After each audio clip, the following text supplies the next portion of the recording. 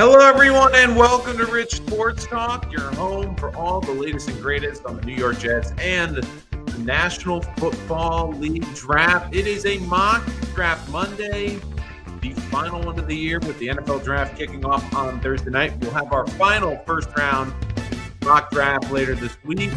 This will be our last 7-rounder for the New York Jets. If you're new to the channel, make sure to hit that like and subscribe button so you don't miss any of our latest New York Jets content. Also, check out the community page because we will put a lot of polls up there asking for your feedback on the next video. So again, you are as much a part of the channel as anything. And again, guys, make sure to like and subscribe so we can get this algorithm out to as many Jets fans and NFL draft fans as possible. We are at our final 7-round New York Jets mock draft, a full 7-rounder. Yes, this will be an important draft.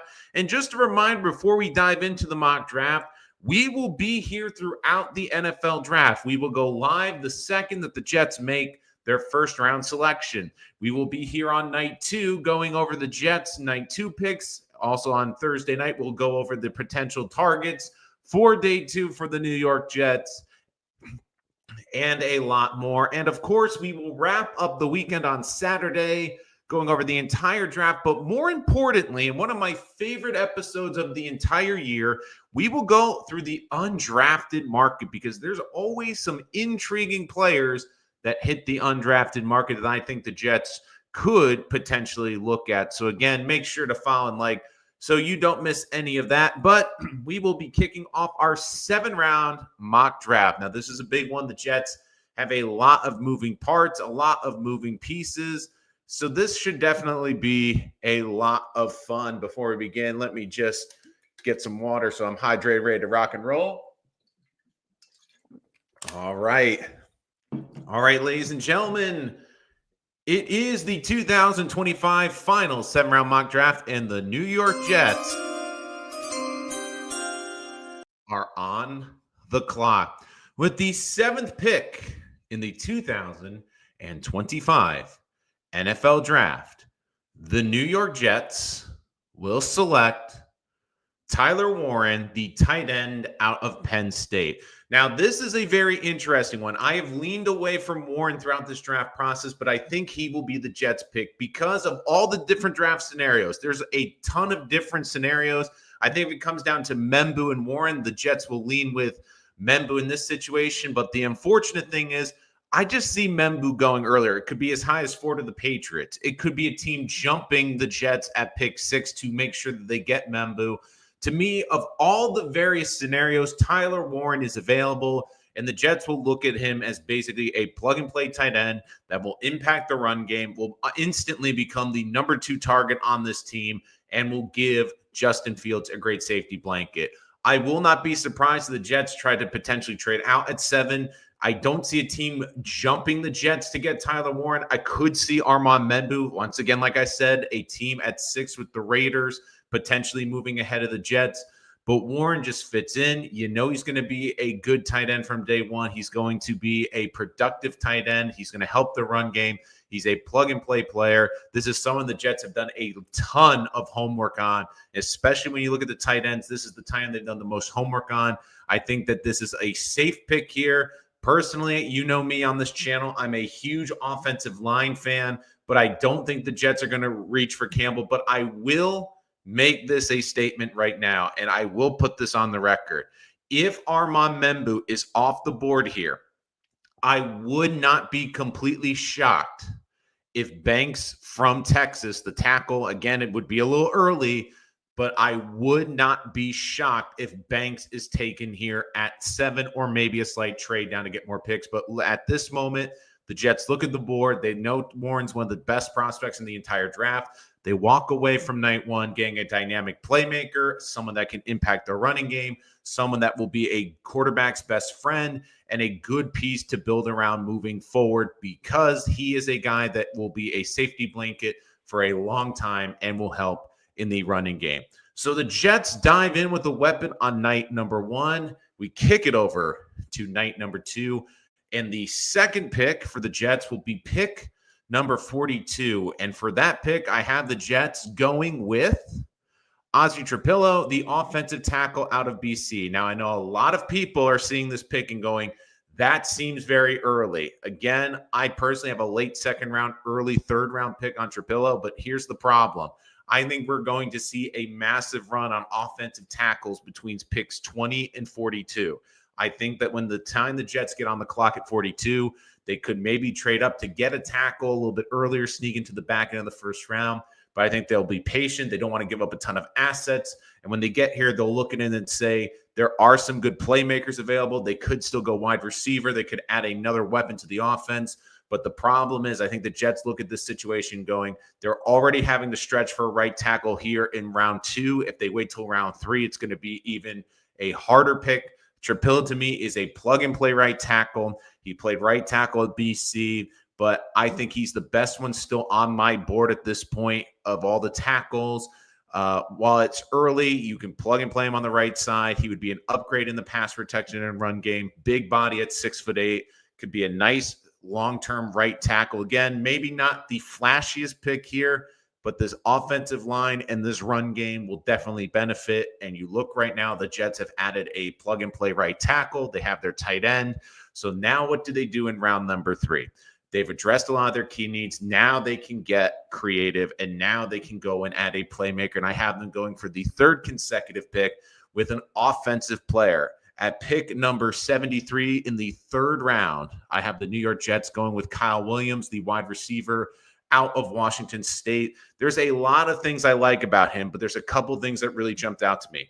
This is a really high character player. Like, that is one of the biggest things you've heard about this. And you look at Aaron Glenn, you look at this front office, they're looking to bring in high character people. They're looking to bring in football players. But this is the thing with Williams. He's a bit of a work in progress. He needs to work on his catching a little bit, but he has explosive route running, can get open, create that separation, is a little bit raw at this point, but I can easily see this guy becoming a good number 2, number 3 receiver, a little bit on the smaller side. I know the Jets want to get a bigger body on the outside at 5'11", but Williams has that upside to be that number 2 wide receiver along Garrett Wilson for a very long time. And I think that if you look at the way the board falls here, the Jets have addressed their key issues on the offensive side of the ball. They got their tackle, they got their tight end and weapon, they got their wide receiver. So they've had 2 weapons and 2 key assets to the run game. Before we get into day 3, just a friendly reminder to hit that like and subscribe button so you don't miss any of our latest content. And if you are in the live stream now and you have players you want the Jets to target, or you want to ensure that your comment is read, use that super chat feature to jump to the front of the line so that you are seen and that your comment is there. Now we move in to day 3. Yes, the Jets haven't addressed the defense, but this is a deep defensive draft. I think you're going to see a lot of guys that could probably be day 2 picks go into day 3, especially with the run on offense. And this on day 3 is especially a time where I think the Jets will start to address the defensive holes in this draft. With their first pick in the 4th round, I have them going with Elijah Roberts, the defensive end from SMU. This is a guy the Jets have done a ton of homework on. There's a couple of prospects that I have seen them do a lot of homework on. And I have to give a lot of credit here to our good longtime friend, Dom C., who does the tracking for the Jets.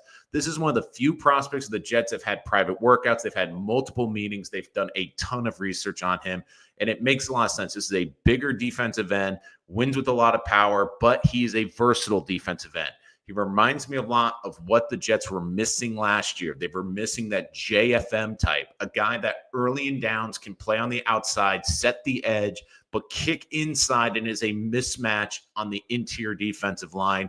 This could be a really nice pick. You bring in Roberts to start on 1st and 2nd down in more run situations. You kick him inside, allow Will McDonald to not be out there in those key running downs, but allow Will McDonald to be fresher, come in, rush like a bat out of heck off the edge, and have him kick inside. Roberts is someone that wins with a lot of power. Again, not exactly a burner off the edge, but here is one of the big things I look for. Over the last 2 seasons, had a 131 pressures. That led FBS. I will repeat that. He led FBS in pressures. Now, again, I think he's going to fall to the early day 3. I would not also be shocked if he's in the third round. I could see the Jets even going after him in the round 3. But he's here at the top of the fourth round. He falls into day 3. But this is a high motor player, a guy that can add to your run defense and your pass defense, just a home run of a pick, and a guy that will help this depleted depth on the defensive line that they crucially need.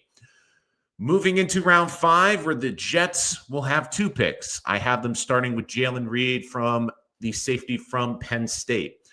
He brings an element to this defensive backroom that we don't have. He has an enforcer mentality. The Jets have a lot of cover safeties, but they don't have someone that can get downhill and make an impact in the run defense.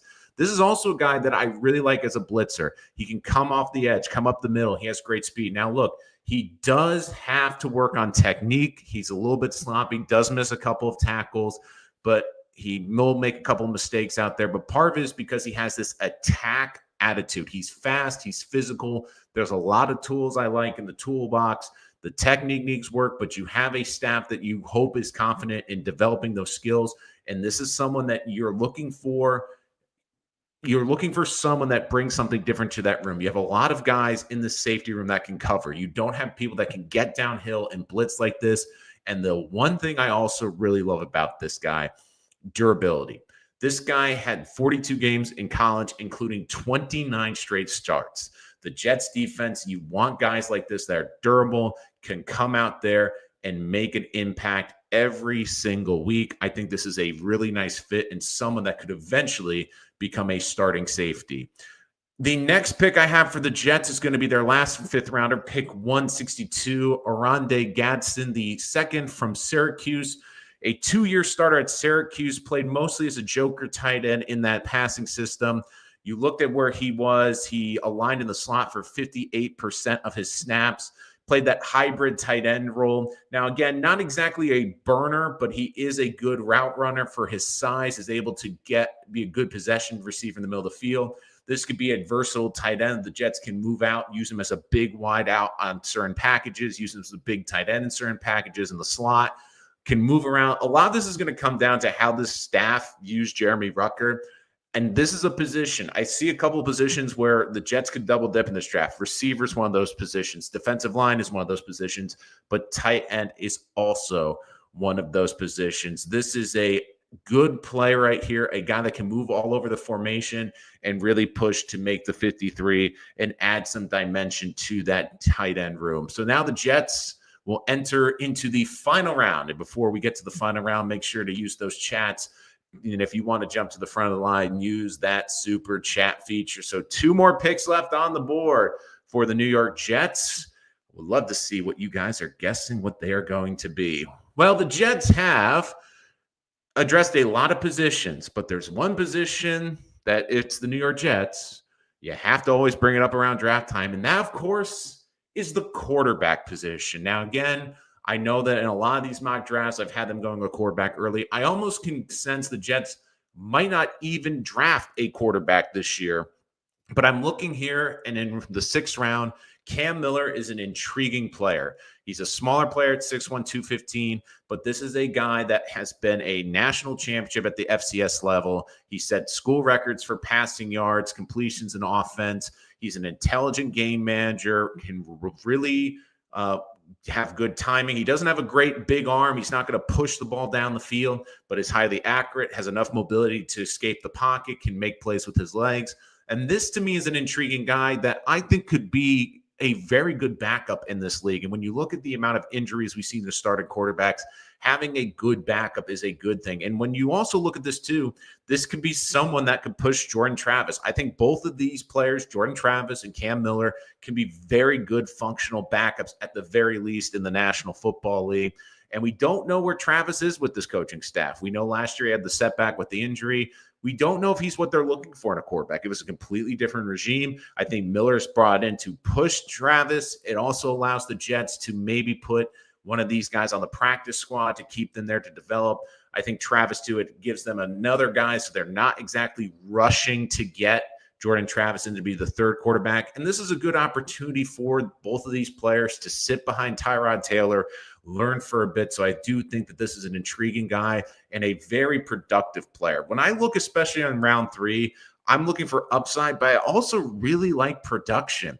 It's very hard to be a productive player in college football, no matter the level, for a set amount of time. And this has been one of the most productive quarterbacks in this entire draft.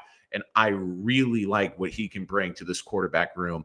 And finally, the Jets' final pick will be Nazir Stackhouse, the defensive tackle at Georgia. Look, the Jets, it's clear they need beef. They need size on this defensive line. We already addressed the defensive end position. Stackhouse brings to this defense what they're lacking, a big run stuffer in the middle of the field at 325 pounds. He's not going to add a lot in terms of a pass rush, but he's a good, pure nose tackle, one of those guys that just can plug and play and take up a lot of space. He eats double teams, will allow Quinn to do more work next to him, an early down type of defensive tackle, and really adds a flavor to that room that they do not have. Like with the earlier picks with Jalen Reed, they don't have that type of safety in the safety room. You look at Elijah Roberts, they don't really have a guy outside of maybe Jermaine that can play all along the defensive line.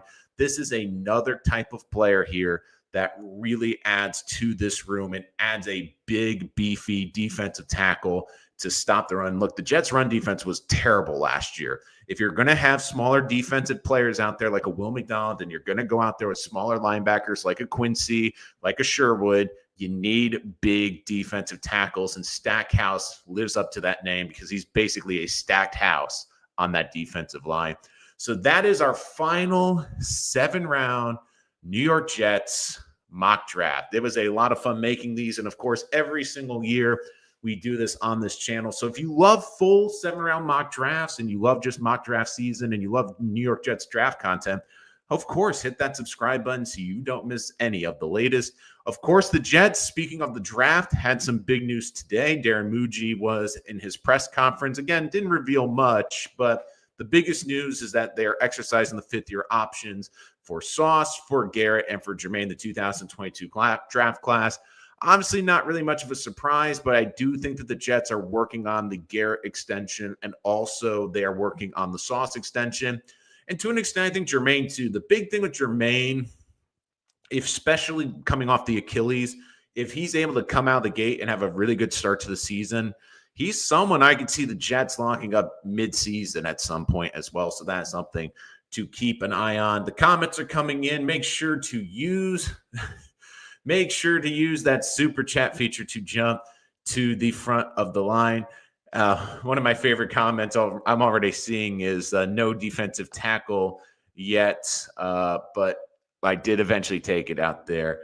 The thing, too, is with this draft, again, guys, make sure to hit that like button.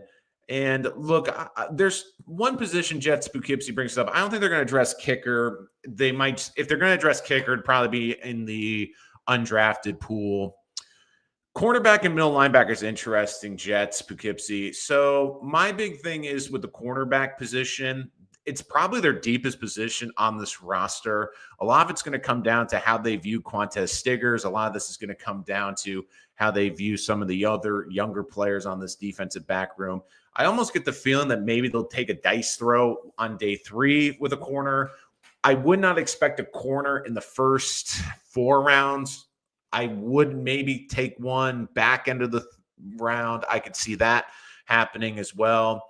Linebackers, interesting, Jets Poughkeepsie, just because the big thing with the linebacker position is every time I went through the board and I looked at the needs and I looked at the players, when I was going through this, every time I would look at a linebacker, I just wouldn't see someone that would make sense to take a draft pick at that point.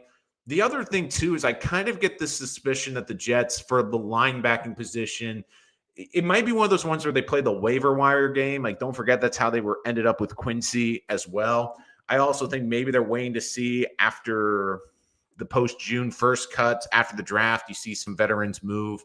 And don't forget, they've already invested in Jamie and Sherwood a lot of money. So I don't think linebacker is going to be their highest priority as well. And again, Tony, thank you. And again, guys, make sure to give us a like and subscribe if you miss any of that. Kyle Williams, Trapillo, and Godson would be a dream. Look, I would think that'd be a great draft. That's a lot of beef. Kyle Williams, to me, is an intriguing player. Now, 42, is going to be a very interesting position because this is going to be a very big trickle-down draft. What the Jets do on night one, and for every team, but especially for the Jets, what they do night one will dramatically impact how they address day two. So in this scenario with Tyler Warren, they got their tight end. They got a playmaker. So when I get to 42, could they get another playmaker? Absolutely. Could there be a receiver that's maybe even a first-round grade? Sure. But the big thing I keep going back to with this team, and this is just how I feel this team is going to be constructed, but we will see how this draft unfolds and how they attack the certain positions. But this to me seems like an organization now that wants to run the football and play good time of possession. When I look at their right tackle position right now, I don't feel confident with that.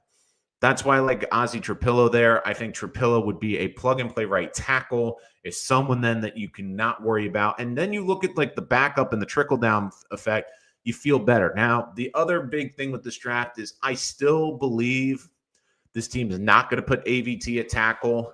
There could be a world where maybe they go with a guard on day two and move AVT. I just get this feeling that they're not going to do that to AVT again.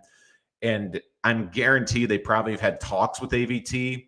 If they brought it up and he said, look, I'm not going out to tackle again. That's where I've gotten injured twice. Maybe it's something that's in his head. I just don't think that he's going to move out there. And I think the Jets are going to take the best tackle they can in the second round, which at that point was Trapillo. And then that leaves you to day three. And again, there's a lot of this draft for receivers is a very intriguing draft. I don't think this is a draft that is like last year. And what I mean by that is you had superstar wide receivers in that draft. And you had star receivers even late in the first round that you're like, okay, these guys can be something special. I don't think there's really a lot of guys that I can see projecting into true number one receivers. I think Tet McMillan can be one. Maybe like a Matthew Golden just because of his athleticism. Emeka Egbuka can be a very good receiver. I think he can maybe be a low-end one, but he's at the very least a high-end number two. I know Jaden Higgins is someone that the Jets would definitely probably be keeping an eye on, especially in round two because of that size at 6'4" on the outside. There's a lot of good number two and number three receiver talents in this draft. And for the Jets, I think that's a good thing because they already got their number one. They already got Garrett Wilson. They already have their number one. So for me and Jermaine Johnson, of course, just tweeted an hour ago, go Jets, that he's very, that he's going to be very interested there. And some other draft news as well. It does seem that Todd McShay, Ben Slovak, and others are now starting to hint that Ashton Jeanty could go as high as number 5 to the Jaguars, which again, I think that there's going to be certain guys in this draft that are going to determine how the board falls. So if Jeanty goes 5, what does that mean for the Raiders at 6? So that could also hurt the Jets potentially, because if Jeanty goes 5, that means the Raiders at 6 are sitting there going, well, Jeanty's the guy we really wanted. We really don't love Tech. Maybe Shedur's there. Maybe he's intriguing. But the big thing I really feel like is then if number 6 is, could a team then jump the Jets for Tyler Ward? Now, I don't really see a team coming up to 6 to get Tyler Warren. I just look at the positions and the way the board is right now. I think the first team after the Jets that are really going to be intrigued, San Francisco's a bit of a dark horse at 11 just because you have, the Kittle's getting up there a little bit. Chicago, I don't think would be interested. Miami's intriguing at 13 and 14, but I don't know if the Raiders are going to want to go all the way back to the teens. I think in a realistic world, they want to only drop 4 or 5 spots, but that is an intriguing possibility as well. I mean, there's a lot that can happen in this draft. Shadur Sanders is the biggest one. If Shadur Sanders goes 3, it pushes players down the board. If Shadur's on the board, that means that you're going to see a lot of these blue chip prospects go early and basically leave less options. I mean, there's a world where Shadur Sanders falls to the Jets at 7. I don't think the Jets take him at 7, but if a team is desperate and they really want to come up, or they see the Saints really want him, could they come up and get Shadur? I think Shadur will be a good quarterback, but I don't think he's going to be the guy that you really want to take in a top 10 of a draft in terms of ceiling. So that also, I think, will really highly impact the board as well. McMillan has trouble separating at the line from quarterback. He's not going to, Tony, be a separator, but again, with his size and ability, he can go above the rim. He can get contested catches.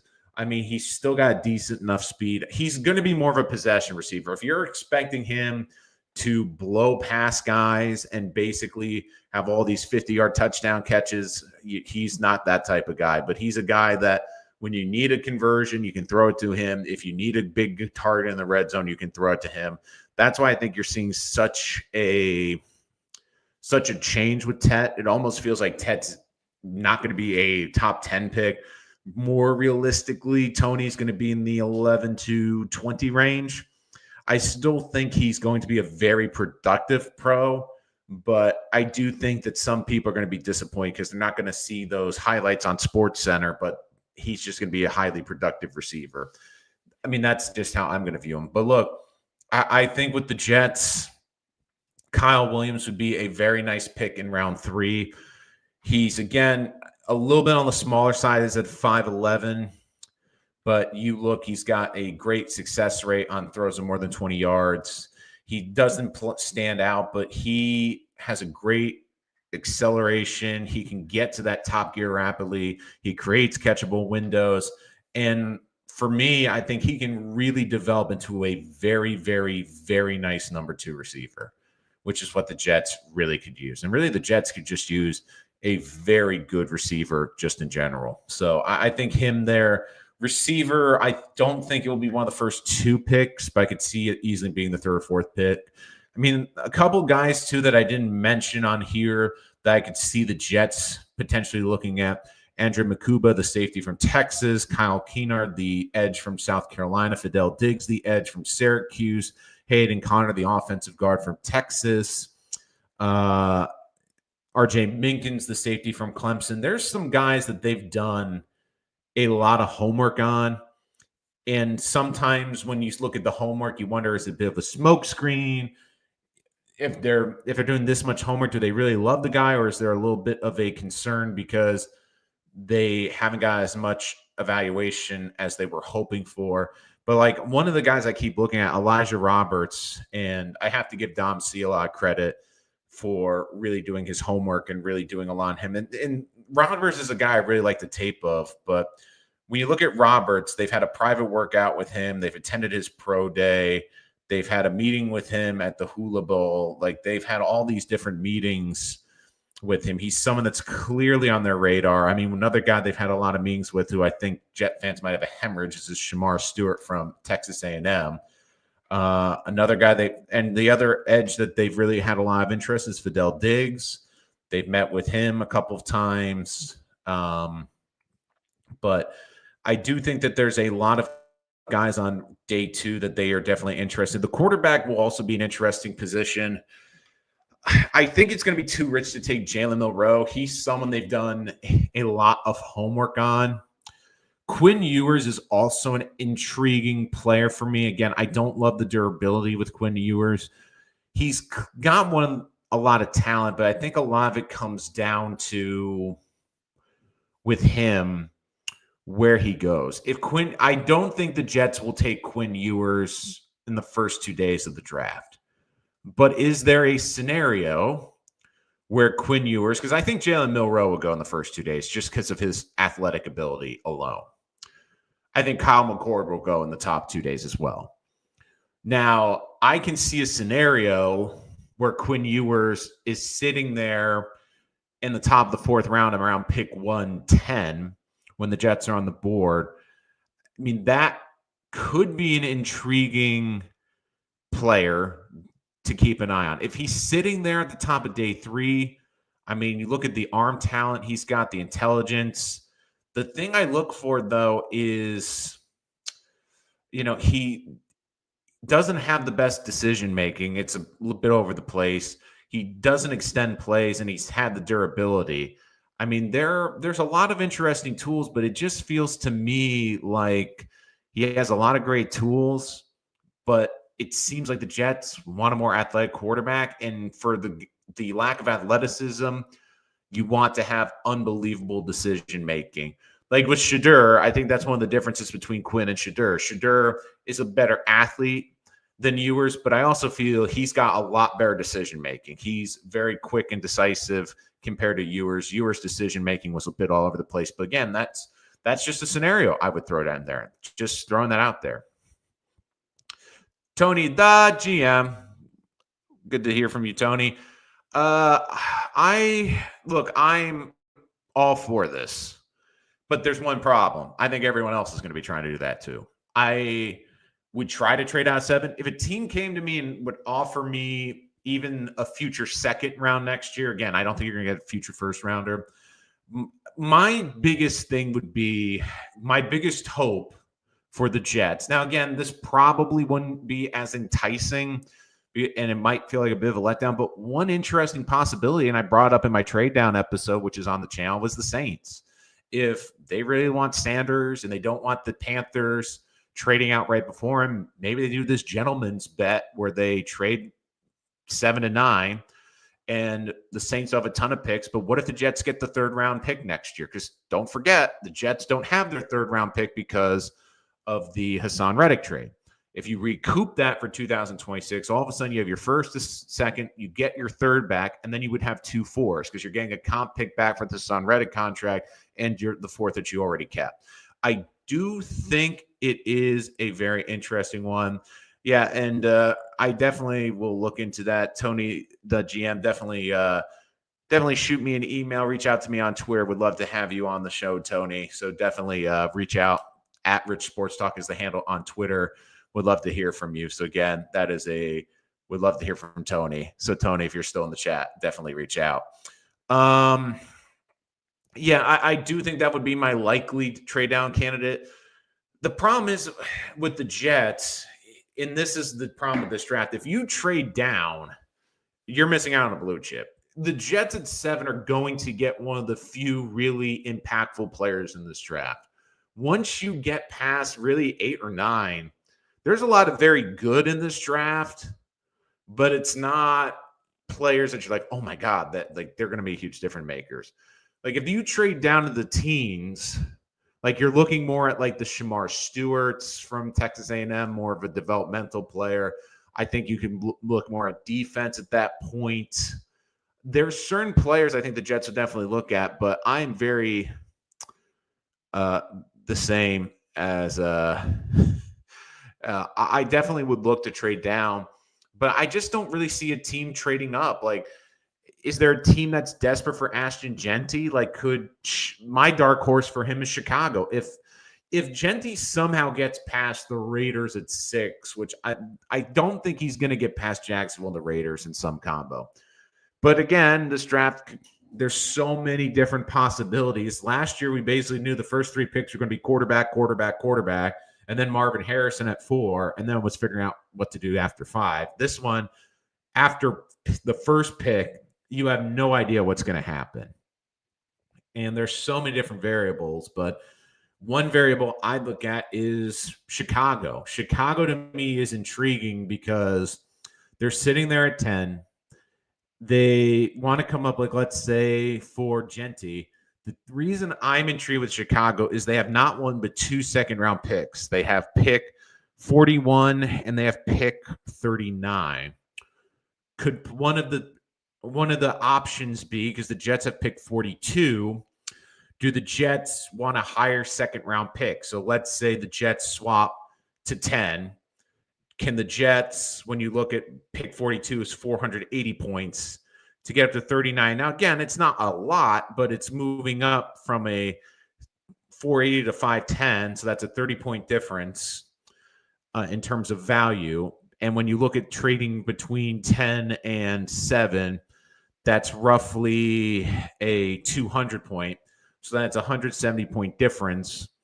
and I'm just looking at the board right now, could you then swap? Could this be a possibility? Could you swap 10, move back to 10, move up to pick 39, and then roughly around 170 point value is a third round pick? And instead of, like I was saying, using on a third round pick, which Chicago's would be 72, which is 230, so it would be a bit rich, I would try to get their third round pick in 2026. So the Jets move back to 10, they move up in the second round, and they gain a third round pick in 2026. That could be a possibility. And why I say they move up to 39 is because once you move up to 39, let's say you want to try to get back into the first round at 31 or 32, it's a lot better value at 39, which is 5'10". There's less than 100-point difference. So you can probably package the 2 with a 4 and then a future day 3 pick or a day 3 pick. Like, let's say there's a first round talent they really love that they want to get, or even just move up in the second round to maybe get a player, maybe get a quarterback. Like if they traded down to 10, like let's say they got like Colston Loveland, or they got a different tight end or a different playmaker, then they could get a really good first round graded defensive player at the top. So, I mean, that's an interesting possibility as well. But again, if you guys want to make sure that your comment is set and you want to use the Super Chat feature to make a donation to the channel and jump to the front of the line, make sure to use that Super Chat feature as well. All right. So again, our mock draft today, we had a lot of really good comments. And again, make sure to jump to the front of the line, use that Super Chat feature. If you are joining us after it, make sure to check out the video. You can also check out all of our previous mock drafts on the channel. Let us know what your thoughts on the draft was. But again, a lot of people I know were like, ask about Tyler Warren. This is finally I caved, and Tyler Warren's going to be the Jets pick at number 7. A chance a team at 8 to 10 want to trade us and give us some picks. Kev, I just talked about the Bears at 10. I think the Saints at 9 could be interesting if they want, like, let's say Sanders is there. The Cowboys at 12. The Cowboys to me are an intriguing team because the Cowboys have given away draft picks for players that might not even make NFL rosters. Like, they are making interesting moves in that organization. It almost feels like maybe you can swindle some draft picks from the Cowboys and get more value. Like if you could somehow convince the Cowboys to give you a future second round pick next year and like a third rounder this year to move back to 12, like that could be a very interesting possibility as well. Again, a lot of it's going to come down to who these teams really value. And again, a lot of it depends on who falls. I don't see any scenario where Travis Hunter or Abdul Carr get past the top 5. I don't. If Sanders is there at 7, to me, that would be the Jets' best hope. You hope some team is desperate enough. But then I look at the Cowboys. I mean, the Cowboys, like, they've just been trading picks willy-nilly. And, I mean, that 1,200, that's 300 points. Again, it's a big drop. And the thing, too, is if you trade outside of the top 10, even if the Jets trade to New Orleans at 9, I mean, there's a good chance that you're not going to get the player. Like, to me, if you wanted the perfect trade down scenario for the Jets, the absolute perfect one, it would be this. Some crazy way, and I don't think this happens, but let's say Shedeur, Tyler Warren, and Membu are there at 7. New Orleans calls you, says they want Sanders, are willing to come up. And again, we're not even sure if they want Sanders, but they want to come up to pick number 7. The Jets look at New Orleans and say, great, we really need a third-round pick next year. Could you give us next year's future third round, 2026? And while you're at it, throw in a day 3 pick so we have an extra pick in this draft. So right now, looking at New Orleans, their picks in this draft would be, they have 2 fourths. I think that'd probably be a bit rich. but they have 2 7s and a 6. So, like, let's say the Jets say, can you give us a 6 next year's future third rounder to move to 9? Because that way, what would happen is you do this because number one, you replace the third round pick you don't have next year, and you add a key asset in a draft where I think it's going to be a better talent, but also a lot of quarterbacks. That way, too, you've hedged your bets because no matter what happens with Carolina, you're getting one of your top 2 guys. They could even trade out. If Carolina trades out at 8 and someone sneaks ahead and gets Tyler Warren, yes, that would be painful for a lot of Jet fans. But if then you have Membu as a consolation prize at 9, you got your starting right tackle, you gain a third-round pick, you gain an extra pick in this year's draft, I think you would feel a lot better. Kev. Like, that's the other thing, Jets. Sorry, I skipped yours for a sec. If Genty's there, yes, but I'm getting the suspicion he's not going to be there at 7. I would love it to be there. I think it'd be a great headline. I think the Cowboys would do that, but I just don't see him being there. I'm just trying to think. Kev, the only problem is I don't see any scenario where Warren is gone. Membu, I could see going to the Patriots. I could see a scenario where he goes to Jacksonville. I can see a scenario where the Raiders trade out at 6. I just don't see Warren going. I mean, the real curveball would be if Warren went like 4 to the Patriots, but I just don't see that scenario happening. I would try to trade back. Campbell, to me, though, I don't think he's a tackle. I think he's going to be a great guard. He's got a historically short wingspan to play tackle. If that was the scenario, I almost would think Banks from Texas, the tackle, and I know that would feel early, but he's someone that the Jets have definitely done a lot of homework on. Good trade with New Orleans, Rich. You're welcome. Always appreciate it. And you know what? If you're trading with New Orleans, that's throwing a few beignets in there. Say, hey, can we get a couple of those fresh beignets? You know, next time in New York, we'll take those. God love those beignets. But no, like, I just feel like a lot of the trade down scenarios when I look at the draft, it's like New Orleans to me is the interesting one because the Panthers aren't in front of them. And the Panthers can dictate so much. The Panthers can either take a player that they really both want, but the other thing too is if the Saints are hoping in a perfect world that Shedeur falls to them at 9, the Panthers could easily pick up the phone at 8 and call a team down like, hey, we know they're going to take Sanders. What's your best offer?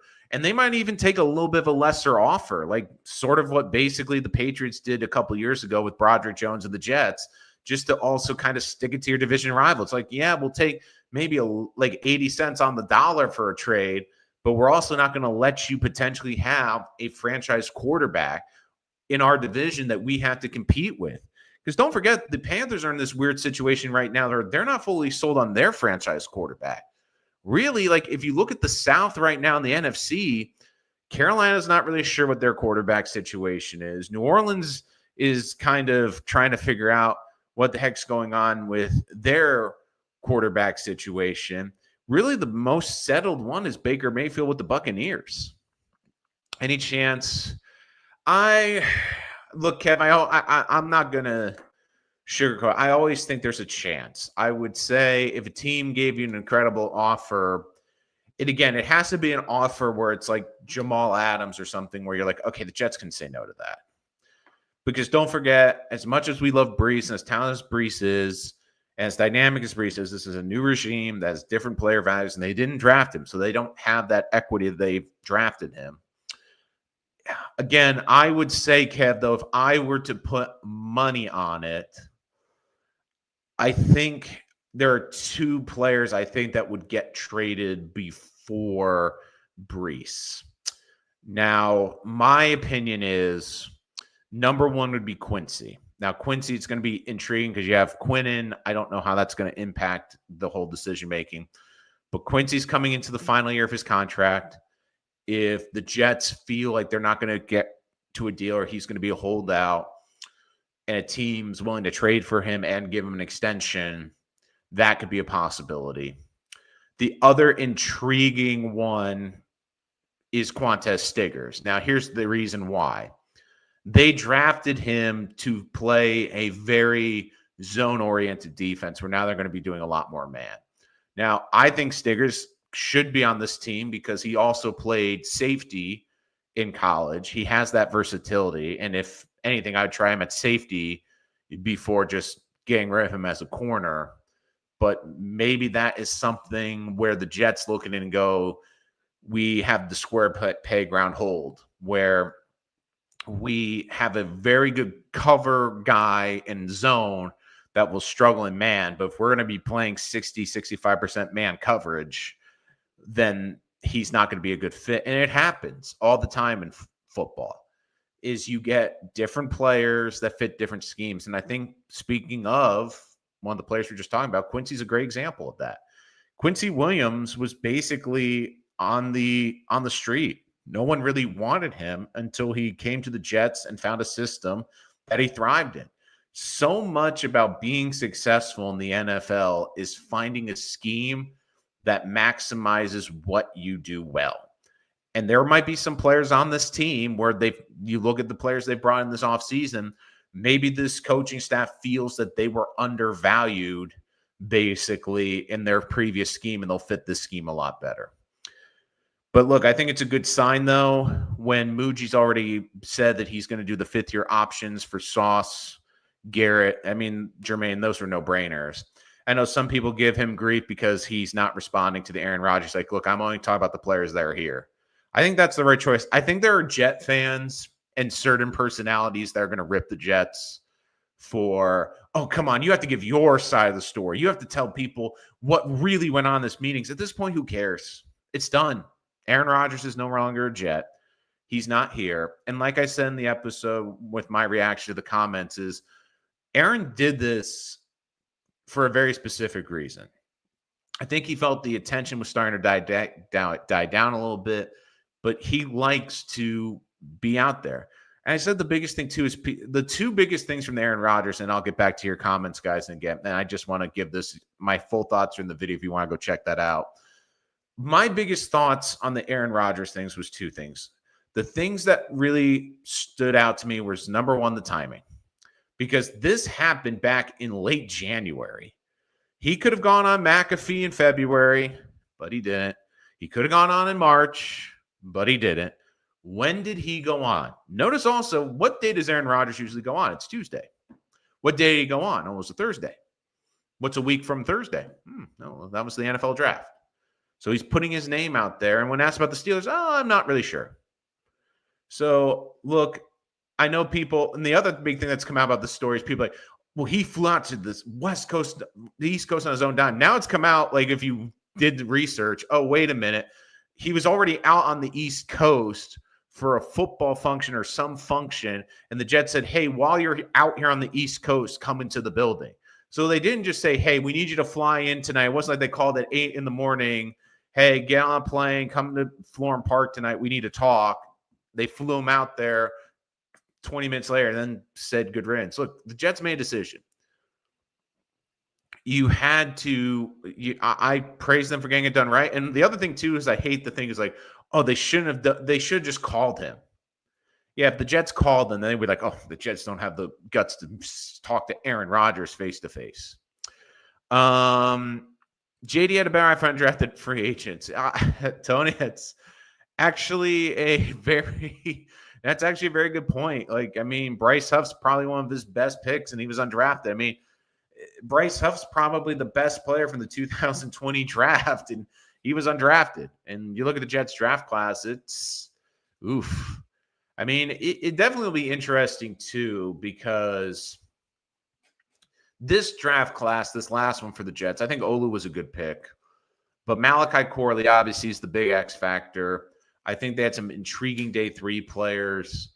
But it's clear that Joe Douglas had a lot of good hits, but he also had a lot of misses. I mean, it took him 5 years to put together the offensive line. It took them a long time. And look, I think Joe Douglas, in a weird way, again, has left the Jets at least in a better place than previous GMs.